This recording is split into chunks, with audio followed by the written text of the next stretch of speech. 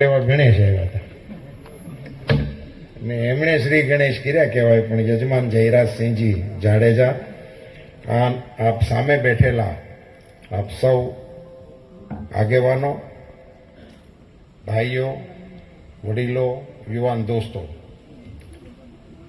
મિત્રો, મને એક વાતનો એવડો મોટો રંજ છે કે મારી જીભથી આ વાક્ય નીકળ્યું.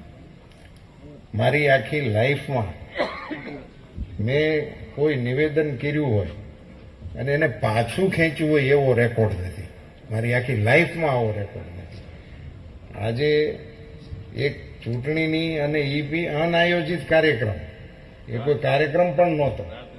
અમે તો કાર્યક્રમો બંધ કરીને કરશનદાસ સાગઠિયાના ભજન છે એની હાટુથી ત્યાં ગયા હતા. એવો કાર્યક્રમ એ કાંઈ કામનો નહોતો. એમાં મારા થયેલા ઉચ્ચારણથી આજે મારી પાર્ટીને મારા કારણે સાંભળવાનો વારો આવ્યો.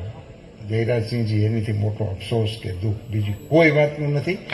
હું મારા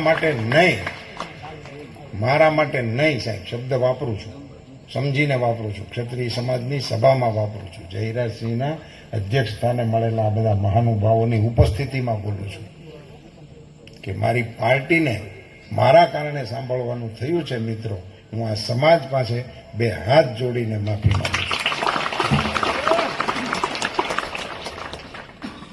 મિત્રો, પાર્ટી, હું તો આ બધા પ્રવચનો કરતા હતા ને, તો હું નામ લેવાના મતનો નહોતો છે.